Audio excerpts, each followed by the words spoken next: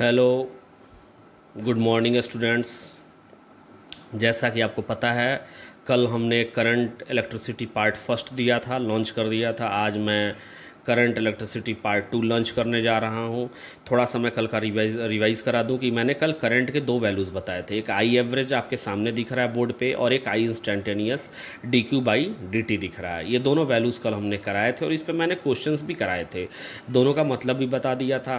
फिर एक चीज़ और मैंने बताया था कि अगर कंडक्टर दिया गया है तो कंडक्टर के अंदर तो इलेक्ट्रॉन्स होते हैं, बहुत से इलेक्ट्रॉन्स होते हैं। तो एक सवाल आता है कि वो इलेक्ट्रॉन्स क्या करते हैं भाई। तो हम लोग इसमें बड़ा कन्फ्यूज हो जाते हैं कि वो इलेक्ट्रॉन्स क्या करते हैं।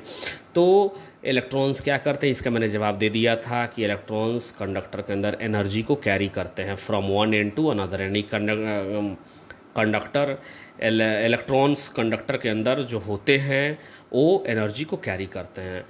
तो ये बात तो हमको समझ में आ गई। अब आज थोड़ा सा हमने लिखा है करंट इलेक्ट्रिसिटी पार्ट 2, यहाँ से हम लोग शुरू कर रहे हैं। अगले पेज पे मैं शुरू करूँगा उसको, लेकिन उसके पहले एक चीज़ समझना है। आप एक देख रहे हैं, इस कंडक्टर के ऊपर एक इलेक्ट्रिक फील्ड बनाई गई है। इलेक्ट्रिक फील्ड बनाने का मतलब क्या है कि इस कंडक्टर के अंदर इलेक्ट्रिक फील्ड है। जबकि आपको पहले लेक्चर में पढ़ाया गया इलेक्ट्रोस्टैटिक, जब आप पढ़ रहे होंगे तो उस समय बताया गया होगा कि कंडक्टर के अंदर तो इलेक्ट्रिक फील्ड जीरो होता है भाई। तो फिर आज सर कैसे आप कह रहे हैं कि कंडक्टर के अंदर इलेक्ट्रिक फील्ड है यहाँ पे। तो बात ये है कि वहाँ पे जो पढ़ाया गया होगा आइसोलेटेड कंडक्टर, यानी वो किसी से कनेक्ट ना हो।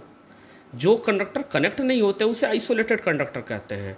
तो आइसोलेटेड कंडक्टर को यदि हम यूनिफॉर्म इलेक्ट्रिक फील्ड में रखते हैं तो उसकी जो वैल्यू होती है, उसके अंदर जो इलेक्ट्रिक फील्ड की वैल्यू होती है वो ज़ीरो हो जाती है।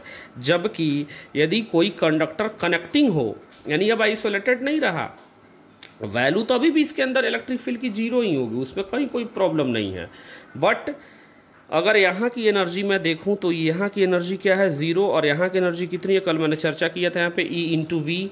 तो एनर्जी डिफरेंस आया, और जैसे ही हमने एक पोटेंशियल लगाया तो पोटेंशियल डिफरेंस, यहाँ देख रहे हैं पोटेंशियल डिफरेंस है ये, high potential minus low potential equal to potential difference. जैसे ही मैंने अप्लाई किया एक इलेक्ट्रिक फील्ड आया, और इस इलेक्ट्रिक फील्ड के आने से जितने प्लस चार्ज थे वो सब इलेक्ट्रिक फील्ड के साथ चलने लगे, और जितने नेगेटिव चार्ज हैं वो इलेक्ट्रिक फील्ड के अपोजिट चलने लगे। तो इलेक्ट्रॉन्स पे होते हैं, कल मैंने बताया था इलेक्ट्रॉन पे नेगेटिव चार्ज होता है, वो चूँकि नेगेटिव होता है तो इलेक्ट्रिक फील्ड के अपोजिट चलेंगे। और पॉजिट्रॉन जो होते हैं, ये प्लस चार्ज वाले हैं, पॉजिट्रॉन जो होते हैं वो उस पर प्लस चार्ज होता है और वो इलेक्ट्रिक फील्ड के साथ चलते हैं। तो अभी भी सारे प्लस यहाँ आ गए और सारे माइनस यहाँ आ गए, लेकिन जैसे ही यहाँ पे सारे प्लस आए वो कनेक्टिंग वायर के थ्रू निकल गए बाहर, और ये प्रक्रिया सो ऑन चलती रही। तो इस हिसाब से यहाँ इलेक्ट्रिक फील्ड आ गया है, जबकि यहाँ पे इलेक्ट्रिक फील्ड जीरो रहेगा इसके अंदर। क्यों? क्योंकि ये चार्ज निकल नहीं रहे यार, ये चार्ज फ्लो जीरो है, ये चार्ज फ्लो नहीं कर रहे हैं। लेकिन जैसे ही यहाँ पे हमने देखिए एक वायर दिखाया, जैसे ही एक वायर जोड़ दिया तो ये चार्ज भी फ्लो कर जाएंगे और इसके अंदर भी इलेक्ट्रिक फील्ड आ जाएगी। तो ध्यान रखना है, आइसोलेटेड कंडक्टर के अंदर इलेक्ट्रिक फील्ड की वैल्यू ज़ीरो होती है, जो अभी भी सही है। लेकिन अगर कंडक्टर आइसोलेटेड नहीं है तो इलेक्ट्रिक फील्ड जीरो नहीं होगी। ये डिपेंड करता है कि हमारा कंडक्टर कैसा है। तो आइसोलेटेड है तो जीरो है, अगर आइसोलेटेड नहीं है तो फिर जीरो नहीं होगी, कुछ ना कुछ इलेक्ट्रिक फील्ड की वैल्यू एग्जिस्ट करेगी। और वो कितनी एग्जिस्ट करेगी वो हम आगे देखते हैं। यहाँ पे अब आगे यहाँ पे हम लोग समझते हैं कितनी होगी उस इलेक्ट्रिक फील्ड की वैल्यू। जैसे कि ये कंडक्टर लिया गया जिसकी लेंथ L है, यानी L बराबर लेंथ ऑफ कंडक्टर, A बराबर एरिया ऑफ क्रॉस सेक्शन, और इलेक्ट्रिक फील्ड की जो वैल्यू होती है, चूँकि जैसे ही हम पोटेंशियल डिफरेंस लगाएंगे, किसी भी कंडक्टर के क्रॉस पोटेंशियल डिफरेंस लगाएंगे तो इलेक्ट्रिक फील्ड की जो वैल्यू हो जाएगी E equals to minus dV/dx। और ये तो वैल्यू हम जानते हैं, लेकिन अगर माइनस साइन हम यहाँ पे कंसिडर नहीं करें तो सिंपली E बराबर होता है ऑन इंटीग्रेशन, इंटीग्रेट करने के बाद V/x, और x की वैल्यू अगर L रख दे तो E बराबर वैल्यू जो इस कंडक्टर के लिए निकल के आएगी वो V/L हो जाएगी। यानी हमने क्या क्या सीख लिया कि कंडक्टर के अंदर इलेक्ट्रिक फील्ड तो जीरो होती है अगर आइसोलेटेड हो तो, लेकिन अगर आइसोलेटेड नहीं है तो फिर उसके अंदर इलेक्ट्रिक फील्ड की वैल्यू एग्जिस्ट करेगी। और वो कैसे करेगी, चार्ज, माइनस वाले चार्ज इलेक्ट्रिक फील्ड के अपोजिट जाएंगे और प्लस वाले चार्ज इलेक्ट्रिक फील्ड के साथ जाएंगे और वो इस वायर के थ्रू निकल जाएंगे। ऐसे सो ऑन चलता रहेगा ये प्रक्रिया, जहाँ L बराबर लेंथ ऑफ कंडक्टर होगा, A बराबर हमने मान लिया है इस कंडक्टर की जो क्रॉस सेक्शन है वो हमने मान लिया है A बराबर एरिया ऑफ क्रॉस सेक्शन। चूँकि कल ही का लेक्चर चल रहा है कि इलेक्ट्रॉन इसके अंदर होंगे और वो क्या क्या कर सकते हैं। तो एक चीज़ तो मैंने कल बता दिया था कि अगर इसके अंदर इलेक्ट्रॉन है तो एनर्जी को कैरी करेंगे, और एनर्जी को कैरी वो एक एंड से दूसरे एंड तक ले जाने के लिए करेंगे, मतलब यहाँ से यहाँ सो ऑन ये प्रक्रिया चलती रहेगी। अब उसमें हम लोग देखते हैं, मान लेते हैं A बराबर एरिया। अब इसमें कितने इलेक्ट्रॉन्स हैं, तो मैंने मान लिया N बराबर number of free charge, electron का मतलब चार्ज ही होता है, नंबर ऑफ फ्री इलेक्ट्रॉन लिख दें, number of free charge carriers पर यूनिट वॉल्यूम। ये चीज डिफाइन हम करेंगे अभी, इसको बता रहे हैं क्या है, यानी number of free charge carriers पर यूनिट वॉल्यूम, यानी इसके यूनिट वॉल्यूम में कितने number of free charge carriers हैं। चूंकि अभी मैंने बताया कि कंडक्टर के अंदर क्या होते हैं, इलेक्ट्रॉन्स होते हैं, यानी चार्ज होता है इलेक्ट्रॉन्स, और वो क्या करते हैं, एनर्जी को कैरी करते हैं, तो उससे हम लोग क्या बोलते हैं, charge carriers, energy carriers.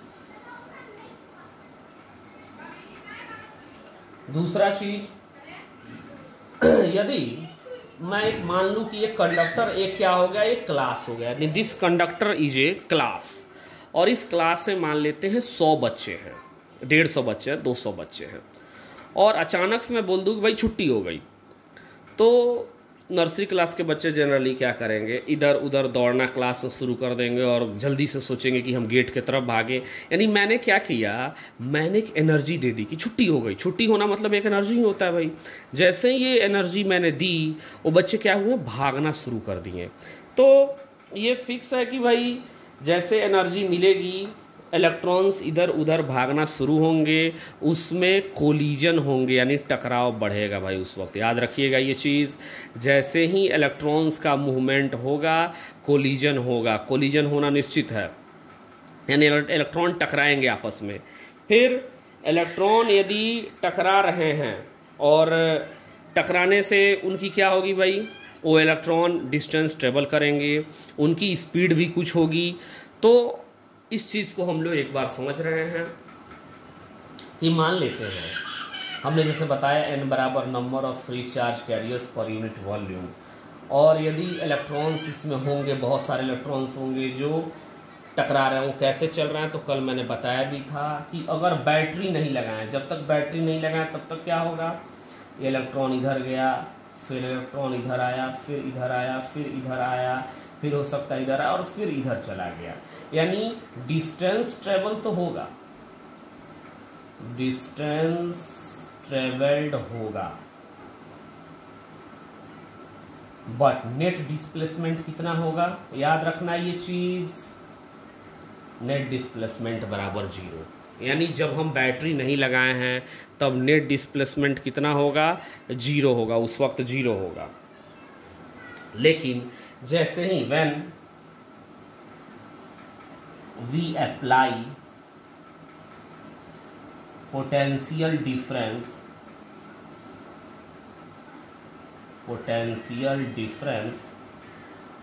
Then electric field will exist. जैसे ही potential difference electric field will exist, यानी इलेक्ट्रिक फील्ड एग्जिस्ट करने लगेगा, और इलेक्ट्रिक फील्ड एग्जिस्ट करेगा तो सभी जो इलेक्ट्रॉन्स होंगे वो इलेक्ट्रिक फील्ड के अपोजिट आ जाएंगे, और सभी जो पॉजिट्रॉन होंगे यानी प्लस वाले वो इलेक्ट्रिक फील्ड की दिशा में चलने लगेंगे। ये जब होगा, हम लोग पोटेंशियल डिफरेंस अप्लाई करेंगे, तब उस वक्त इसकी नेट डिस्प्लेसमेंट इलेक्ट्रॉन की क्या होगी देखते हैं। ये इधर गया, फिर इधर आया, फिर इधर आया, फिर इधर आया, फिर आपका इधर आया, फिर इधर आया, और फिर ये इधर आया। अब यहाँ पे ये यहाँ से ध्यान से देखना है, यहाँ से यहाँ कुछ डिस्प्लेसमेंट हुआ, यानी नेट डिस्प्लेसमेंट अभी 0 नहीं है, net displacement not equal to 0। तो हमको पता है एवरेज स्पीड क्या होती है भाई, नेट डिस्टेंस या total distance, total distance upon total time, जबकि एवरेज वेलोसिटी क्या होती है, क्लास 11 से यदि हम देखें तो नेट डिस्प्लेसमेंट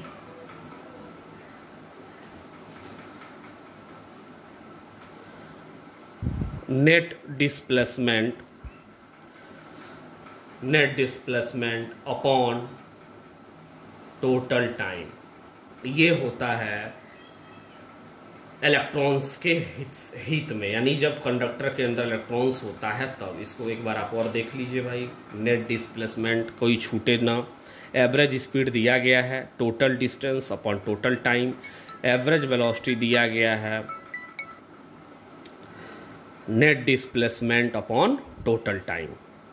ये चीज़ देख लीजिए एक बार और, फिर हम लोग आगे बढ़ते हैं। अब आइए इधर,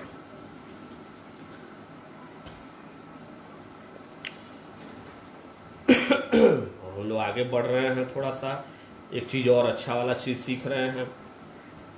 अब क्या हुआ कि बचपन 11th में ही पढ़ाया गया कि जब भी कुछ डिस्टेंस होगा तो एवरेज स्पीड यानी स्पीड होगी, और जब भी कुछ डिस्प्लेसमेंट होगा तो वेलोसिटी होगी। यानी यहाँ तो अब पहले जब रूम टेम्परेचर, याद रखिए पहले जब रूम टेम्परेचर पे कंडक्टर था, यानी किसी बैटरी से कनेक्टेड नहीं था, उस वक्त यदि मैं एवरेज स्पीड पूछूं तो उस वक्त भी average speed not equal to 0, यानी उस वक्त भी एवरेज स्पीड थी,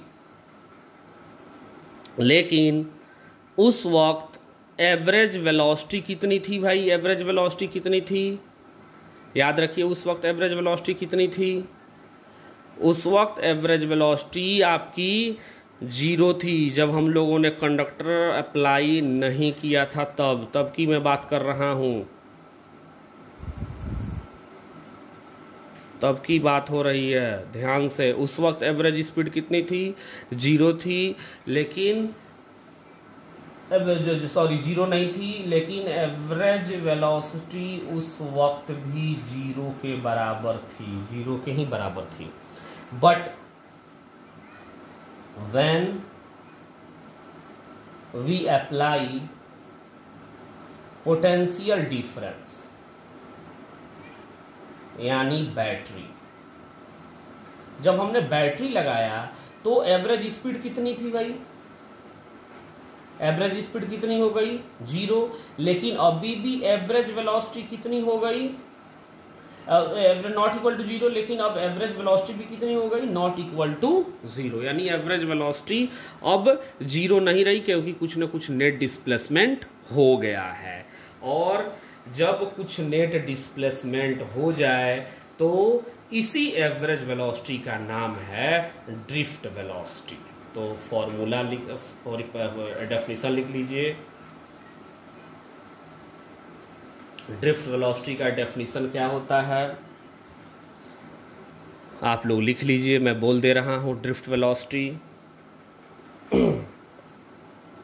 if a conductor which is joined with a potential difference, if a conductor which is joined with potential difference, then due to this potential difference there is a displacement of electron inside the conductor। फिर से सुन लीजिए, if we apply potential difference across the conductor, then due to this potential difference electron inside the conductor achieves some displacement, and due to this displacement a average velocity comes in significance, and this average velocity is known as drift velocity। यानी ये drift velocity जो होती है वो inside conductor में होती है electrons के डिस्प्लेसमेंट के कारण। यानी एवरेज स्पीड तो पहले भी जीरो नहीं थी, यानी जब कंडक्टर रूम टेम्परेचर पर रखा गया था तो भी जीरो नहीं थी। एवरेज स्पीड जब हम लोग पोटेंशियल डिफरेंस अप्लाई किए तो भी जीरो नहीं है। लेकिन इस वक्त एक और टर्म जीरो नहीं है, एवरेज वेलोसिटी भी जीरो नहीं है। इसीलिए हम लोग कहते हैं, आप कई सारे बुक में पढ़ेंगे, average speed inside the conductor, average speed of electron बहुत बहुत बड़ा होता है एवरेज वेलोसिटी ऑफ इलेक्ट्रॉन। ये एक टर्म आपको याद रखना है। ये 10⁻³ टाइम्स होता है लगभग, बहुत ज़्यादा बड़ा होता है एवरेज स्पीड इलेक्ट्रॉन का। वो चाहे कंडक्टर रूम टेम्परेचर पर रखा गया हो या वो कंडक्टर पोटेंशियल डिफरेंस अप्लाई किया गया हो, दोनों ही केस में पोटेंशियल डिफरेंस अप्लाई किया जाएगा तो भी average speed not equal to zero. Room temperature पर रखा गया है तो भी इलेक्ट्रॉन की average speed not equal to zero. But average velocity room temperature पे जीरो, बट जब पोटेंशियल डिफरेंस अप्लाई करेंगे तो नॉट इक्वल टू जीरो। ये चीज़ हमें याद रखना चाहिए, बिल्कुल अच्छे तरीके से याद रखने चाहिए। तो ये चीज़ आपको समझ गया। मैं फिर से एक बार रिवाइज कर दे रहा हूँ कि जब कोई कंडक्टर रूम टेम्परेचर पर रखा जाता है तो उसमें एवरेज स्पीड उस वक्त भी होती है और वो जीरो नहीं होती है। लेकिन रूम टेम्परेचर पे अगर कोई बैटरी अप्लाई नहीं है, कोई पोटेंशियल डिफरेंस नहीं जोड़ा गया उस कंडक्टर से, तो उस वक्त उसकी जो एवरेज वेलोसिटी होती है वो जीरो होती है। लेकिन जैसे ही उस कंडक्टर को हम लोग एक पोटेंशियल डिफरेंस से जोड़ देते हैं तो पोटेंशियल डिफरेंस से जोड़ने के बाद एवरेज स्पीड तभी भी जीरो नहीं होती है और उस वक्त एवरेज वेलोसिटी भी जीरो नहीं होती है। और इसी एवरेज वेलोसिटी को ड्रिफ्ट वेलोसिटी कहते हैं। तो ड्रिफ्ट वेलोसिटी भी क्लियर हो गया कि यदि हम किसी कंडक्टर को बैटरी से जोड़ देंगे, बैटरी से जोड़ने के बाद उसमें इलेक्ट्रॉन्स जो होंगे वो उनका डिस्प्लेसमेंट जीरो नहीं होगा। उस डिस्प्लेसमेंट के कारण जो वेलोसिटी अचीव करती है इलेक्ट्रॉन, उसे हम लोग ड्रिफ्ट वेलोसिटी कहते हैं। बोर्ड में या कहीं भी आप यही डेफिनेशन लिखेंगे, अपना रटने रटाने वाला डेफिनेशन नहीं, यही अपने मन का और अपना जो समझा हुआ डेफिनेशन है कि किसी कंडक्टर को जैसे पोटेंशियल डिफरेंस दिए उसके इलेक्ट्रॉन्स जो होंगे डिस्प्लेसमेंट लेंगे और उस डिस्प्लेसमेंट से जो वेलोसिटी अचीव होगी उसे ड्रिफ्ट वेलोसिटी कहेंगे। चलिए अब आगे चलते हैं, देखते हैं। और ड्रिफ्ट वेलोसिटी मतलब एवरेज वेलोसिटी, ये एवरेज वेलोसिटी होती है। अब आगे हम लोग देखते हैं थोड़ा सा अगला चीज क्या है। नेक्स्ट थोड़ा देखें,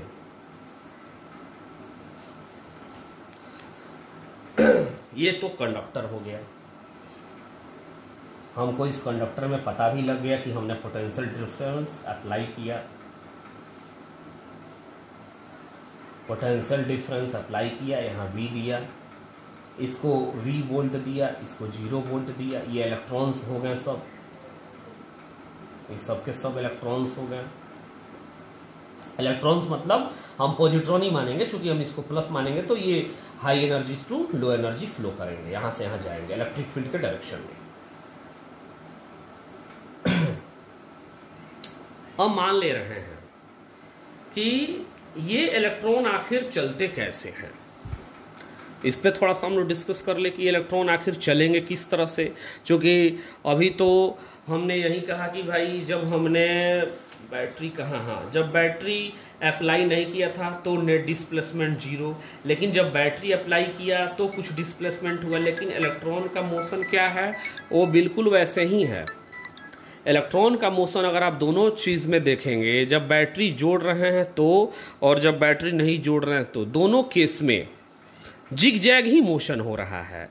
लेकिन ये तो चलिए हम मान लिए भाई कि zigzag, electron zigzag motion करता है। चूँकि आप देख रहे हैं बैटरी जोड़े हैं यहाँ तो और यहाँ बैटरी नहीं जोड़े हैं तो दोनों में इलेक्ट्रॉन एक ही तरह से लगभग मोशन है, जिग जैग मोशन। अब इसके नेक्स्ट क्या हो सकता है, क्या जिगजैग ही चलेगा? तो हम मान ले रहे हैं कि जिगजैग चलेगा, लेकिन अगर जिगजैग मान के पढ़ेंगे तो बहुत सी प्रॉब्लम्स होंगी, बहुत चीज़ हम क्लियरिफाई नहीं कर पाएंगे। तो हमने अपने मानने के लिए, अपने संतुष्टि के लिए, चूँकि एजम्पशन नहीं कर सकते हैं और कुछ नहीं कर सकते हैं, हमने एक कर लिया एजम्पशन कि इसको मैं फिर से यहाँ बना लूँ। एक कंडक्टर मैंने यहाँ बना ले रहा हूँ, नीचे में थोड़ा सा आपके सामने है। एक कंडक्टर मैंने यहाँ बना और मान लिया कि इसको मैंने बैटरी दे रखी है, बैटरी दिया गया है इसको।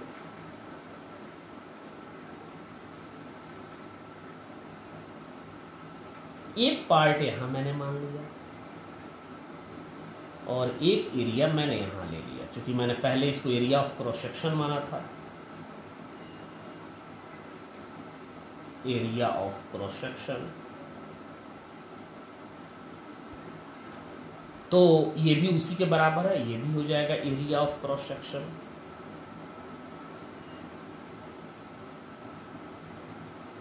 Area of cross section.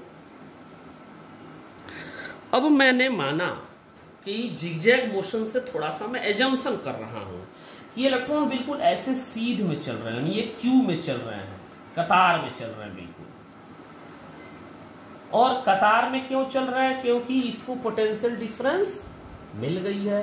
Potential difference मिल गई है तो ये जिगजैग तो कर ही रहा होगा, बट इसका नेट डिस्प्लेसमेंट ही हम चेक कर रहे हैं। नेट डिस्प्लेसमेंट हमने देखा तो हमने माना यहाँ से यहाँ आया, ये यहाँ से यहाँ आया, यहाँ से यहाँ आया, यानी ये बिल्कुल एक मार्च पास्ट जो होता है, जो हम लोग परेड करते हैं, वो मान लिया कि वो इलेक्ट्रॉन बिल्कुल एक परेड की तरह चल रहे हैं, परेड में चल रहे हैं, बिल्कुल एक सीध में चल रहे हैं। मानने में कोई दिक्कत नहीं है, चूंकि मान के ही कर सकते हैं। तो मैंने माना कि इलेक्ट्रॉन चलते चलते चलते चलते यहाँ पहुँचे, यहाँ से यहाँ चले, यहाँ पहुँचे। तो इनकी वेलोसिटी कितनी होगी भाई? इनकी वेलोसिटी तो डेफिनेटली होगी ड्रिफ्ट वेलोसिटी, क्योंकि मैंने बता दिया कि जैसे ही पोटेंशियल डिफरेंस से जोड़ेंगे तो सभी इलेक्ट्रॉन्स एक कतार में चलने लगेंगे, एक सीध में चलने लगेंगे, एक क्यू में चलने लगेंगे, और जिस वेलोसिटी से चलेंगे उसको ड्रिफ्ट वेलोसिटी यानी वीडी, ड्रिफ्ट वेलोसिटी को वीडी से डिनोट करते हैं। तो इलेक्ट्रॉन यहाँ आ गए, यहाँ से फिर ये इलेक्ट्रॉन मान लेते हैं यहाँ से यहाँ आने में उन्होंने dt टाइम लिया, टाइम टेकन फ्रॉम, इसको मैं यदि पोर्शन ए बोल रहा हूँ और ये पोर्शन बी है, तो time taken from A to B, उन्होंने dt टाइम लिया है। dt टाइम उन्होंने लिया है, और इस dt टाइम में जो वो डिस्प्लेसमेंट यानी जो ये दूरी डिस्प्लेसमेंट उनका कितना होगा, जो तय किए होंगे, यानी ये जो दूरी होगी ये कितनी होगी भाई? इसको हम मान ले रहे हैं L डैश, और ये कितनी होगी? Vd इंटू dt, यही तो होगी Vd इंटू dt।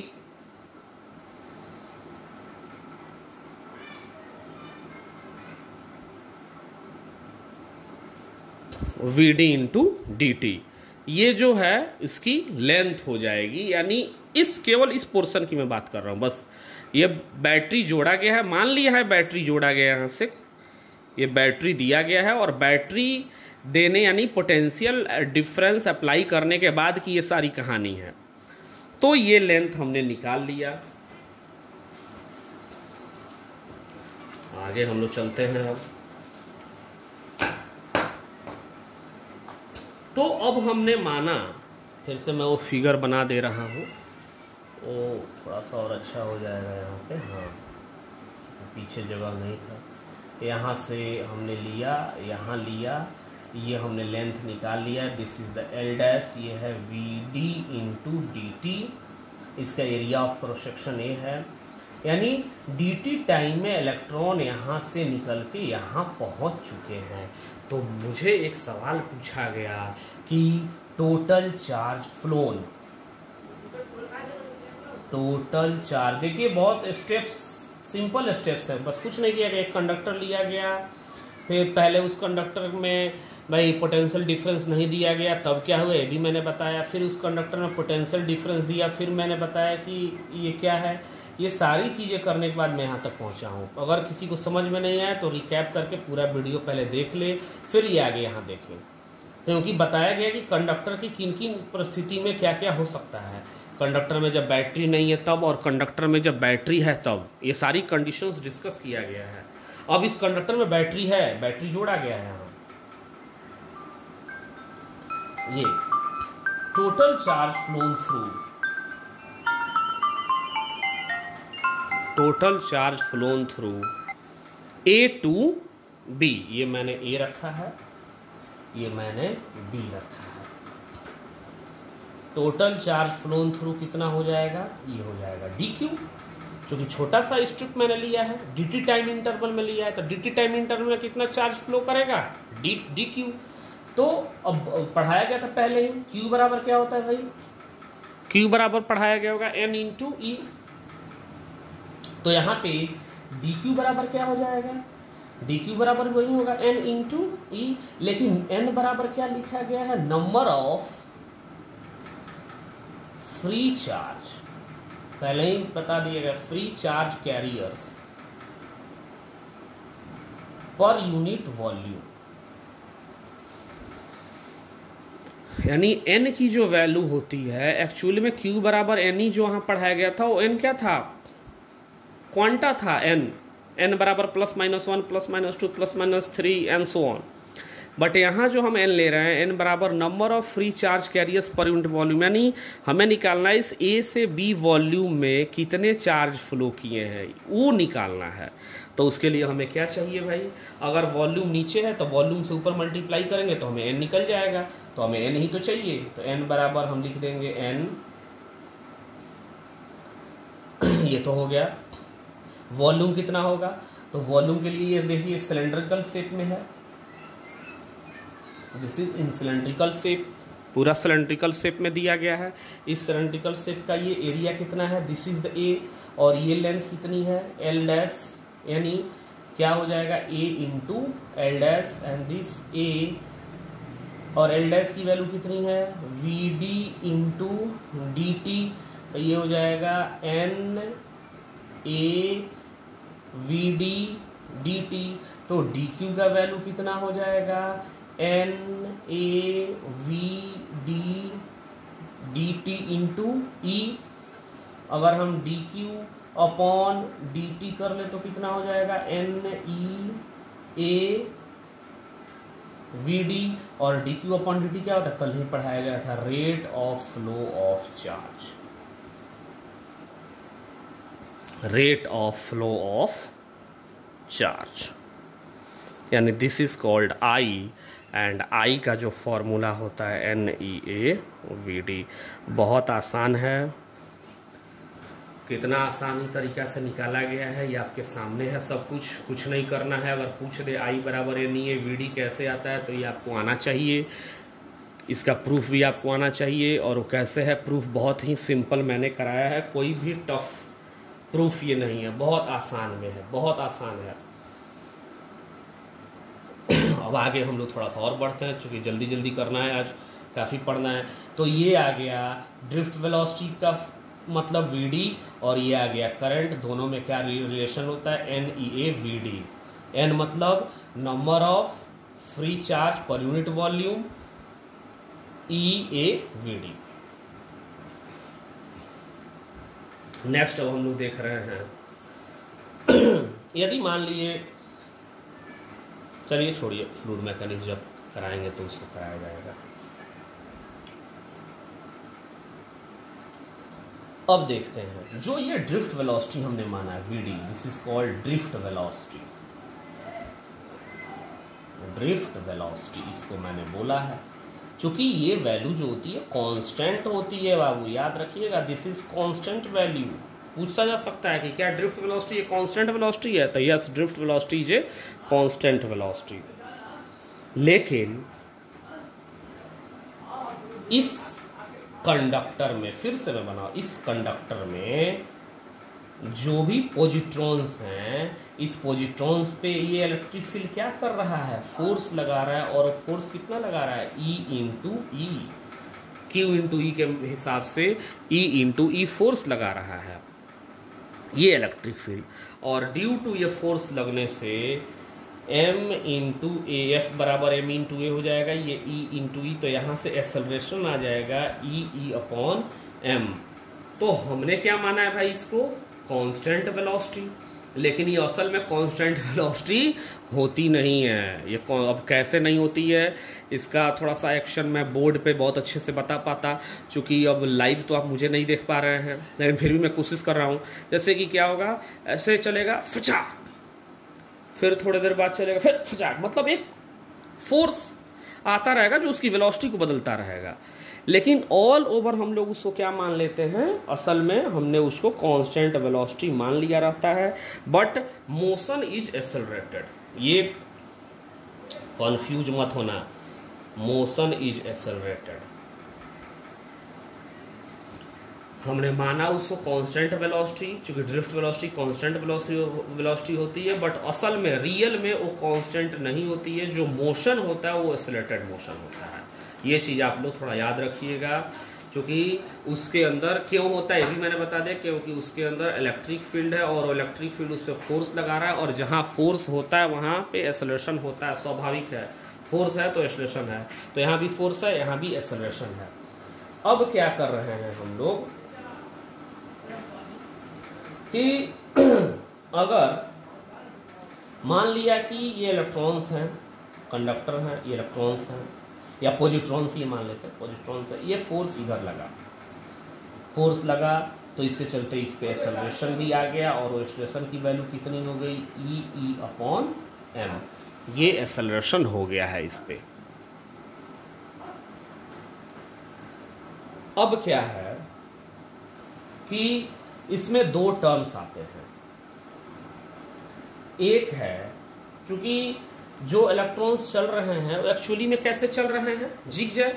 वो तो हमने पहले भी कहा कि यदि बैटरी लगाओ या बैटरी ना लगाओ, इलेक्ट्रॉन्स हमेशा जिगजैग ही चलेगा। बस बैटरी लगा देने के बाद क्या होगा कि एक छोटा सा डिस्प्लेसमेंट हमको मिल जाएगा, जो डिस्प्लेसमेंट ड्रिफ्ट वेलोसिटी दे देगी, यानी एवरेज वेलोसिटी देगी, और उस एवरेज को हम लोग ड्रिफ्ट वेलोसिटी कहते हैं। बट असल में इलेक्ट्रॉन तो चल रहा है अदर डायरेक्शन में, मतलब इधर उधर जा रहा है, जिगजैग मोशन में चल रहा है। तो जब जिगजैग मोशन में चलेगा तो कोलिजन होगा, यानी collision will take place, collision will take place, collision will take place due to electrons zigzag motion. ये जिगजैग हमेशा करेगा, बैटरी दो या ना दो, दोनों में जिगजैग करेगा। बैटरी देने के बाद थोड़ा सा क्या होगा कि एक डिस्प्लेसमेंट भी दे देगा, लेकिन मोशन अभी भी जिगजैग होगा, और इस जिगजैग मोशन से इलेक्ट्रॉन्स टकराएगा, यानी एक से दूसरे एक जगह से दूसरे इलेक्ट्रॉन से टकराएगा। तो एक कोलिजन से दूसरे कोलिजन की बीच की दूरी को हम लोग कहते हैं mean free path. This is called first collision, this is called second collision.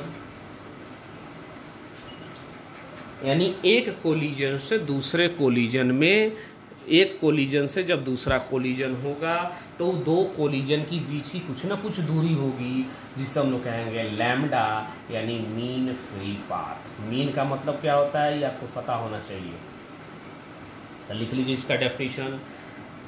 The distance या डिस्प्लेसमेंट, कुछ भी, the distance between two collision, the distance between two collision is called mean free path and which is denoted by lambda। एक और word आएगा, चूंकि इन दोनों collision, जब ये दोनों में कोलिजन होगा तो कुछ ना कुछ इस कोलिजन को लगने में समय लगा होगा, तो इसको लिख लीजिए, होता है इस दो कोलिजन के बीच में लगे समय को रिलैक्सेशन टाइम कहते हैं, यानी the time between, या time gap between, the time gap between two successive collision,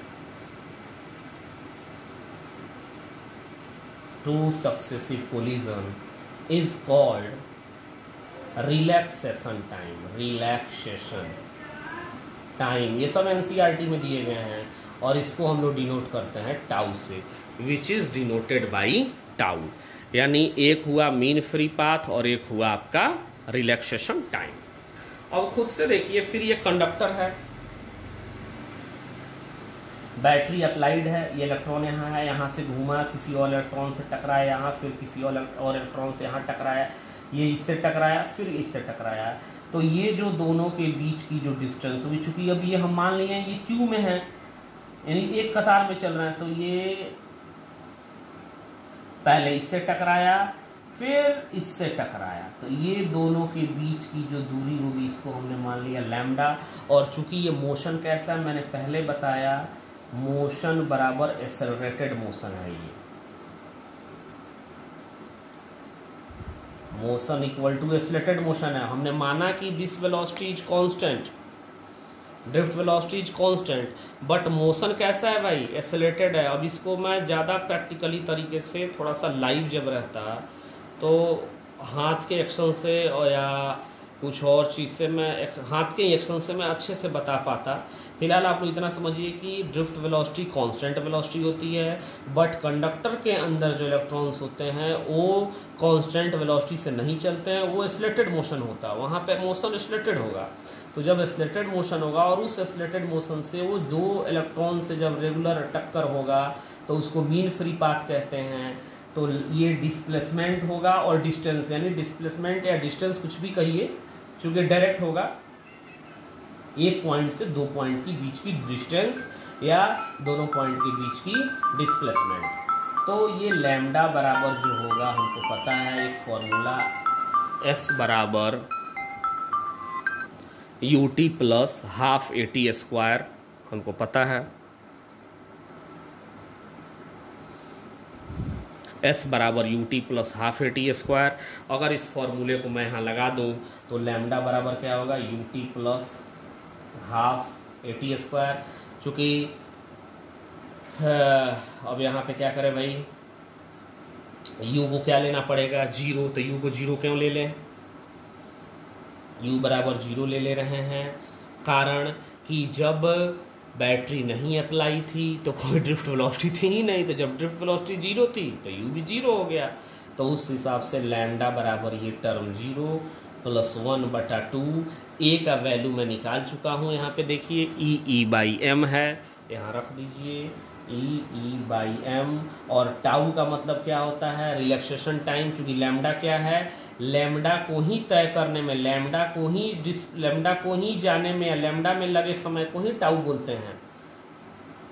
यानी जब दो कोलिजन होता है तो उस दो कोलिजन के बीच में जो समय लगता है उसी को टाउ बोलते हैं। तो यहाँ पे हम लिख देंगे टाउ स्क्वायर।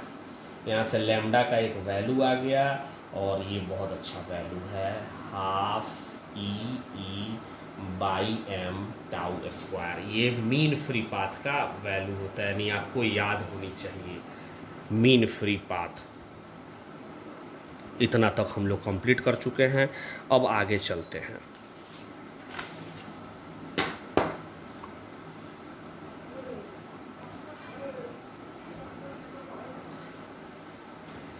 अब जैसे हमको पता है ड्रिफ्ट वेलोसिटी क्या होगा, क्योंकि ये कांस्टेंट वेलोसिटी होता है, तो किसी भी कांस्टेंट वेलोसिटी से का फॉर्मूला क्या होता है, नेट डिस्प्लेसमेंट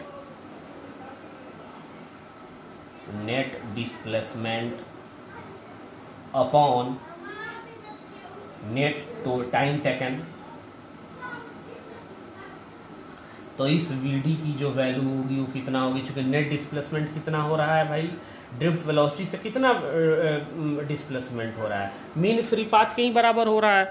तो मीन फ्री पाथ यहाँ पे कितना हो जाएगा, ये हो जाएगा लैम्डा, और मीन फ्री पाथ को टाइम करने में, ट्रेवल करने में टाउ। तो हम लोग यहाँ पे वैल्यू रख देंगे, और वैल्यू लैम्डा का वैल्यू कितना है, हाफ E अपॉन, कहाँ गया भाई, half E upon m into tau square into tau.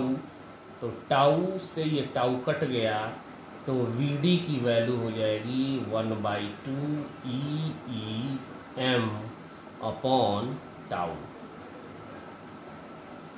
ये ड्रिफ्ट वेलोसिटी की वैल्यू होती है जो हमें याद रहना चाहिए। This is the value of drift velocity E tau upon m।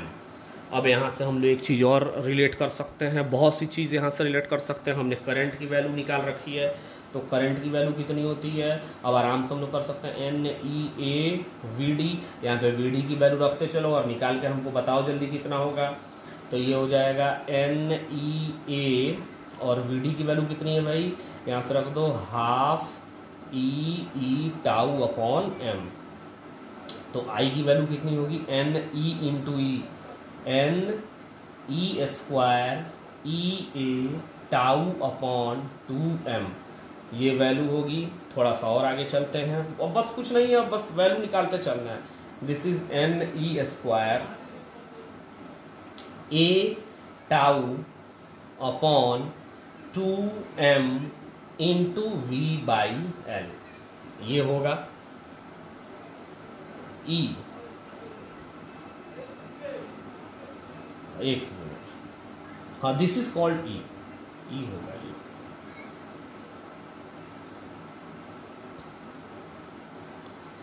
NE² A tau upon 2M, इतना तक हम लोग पहुंच गए हैं। अब मैंने शुरुआत में ही बताया था आपको, लेक्चर जो था वो कहाँ था, मैंने आपको बताया था जैसा कि पहले ही, E बराबर क्या है, यहाँ पे देखिए V/L, चूँकि L is length of conductor, तो आप सीधे यहाँ पे E बराबर लिख सकते हैं V/L, और I इक्वस टू हो जाएगा NE² A tau upon 2M into V/L। इतना हम लोगों को आ चुका है। अब यहाँ से अगर V की वैल्यू हम निकालें डायरेक्टली, तो मल्टीप्लाई कर दे, तो ये हो जाएगा 2ML into I upon NE² A into tau बराबर V। यानी V की वैल्यू अगर हम यहाँ से निकालनी है तो 2ML/NE² A tau into I, और हमको पता है ओम्स लॉ, चूंकि आज मैं बताया तो ओम्स लॉ को भी प्रूफ इसी से किया गया। V बराबर कितना होता है IR, तो अगर ये सारा टर्म हमारे लिए R हो जाए, तो अब हम लिख दिए V बराबर I इंटू R।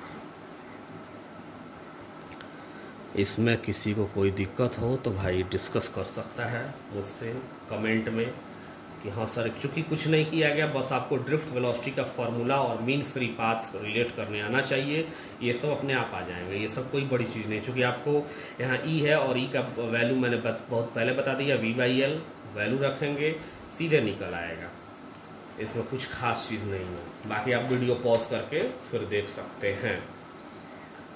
यानी अब हमने निकाल लिया V बराबर I इंटू R, ये चीज़ हो चुका है। और R की वैल्यू कितनी है भाई, यहाँ से देख सकते हैं आप लोग पीछे,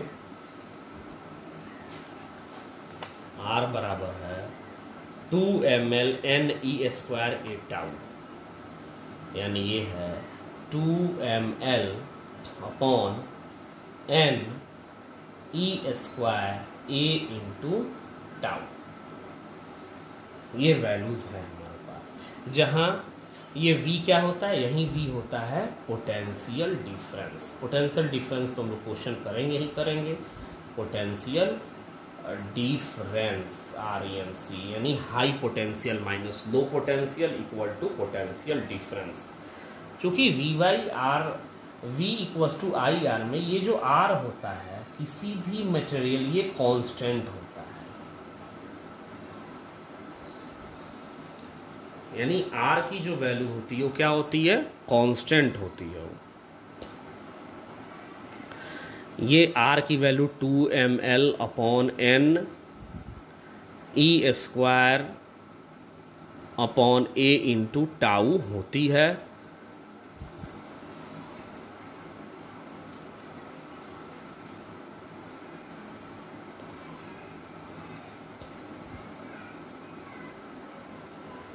NE² A अपॉन टाउ होती है, और ये जो वैल्यू होती है दिस इज कांस्टेंट। इसको हम लोग कुछ न्यूमेरिकल करेंगे, आगे चल के बिल्कुल न्यूमेरिकल करेंगे। अब देखते हैं इस R को, थोड़ा जल्दी कर लेते हैं। अब 2m/n/e² टाउ L/a। आपको पता है 10th क्लास में पढ़ाया गया होगा R बराबर रो L/a। तो ये जो वैल्यू होती है दिस इज कॉल्ड रो, यानी रो बराबर रेसिस्टिविटी।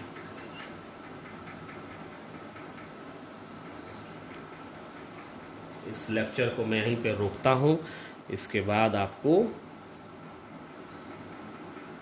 अगली लेक्चर सेंड की जाएगी। पहले इसको थोड़ा सा अच्छे से कैमरा कर लिया जाए कि आपको दिख जाए।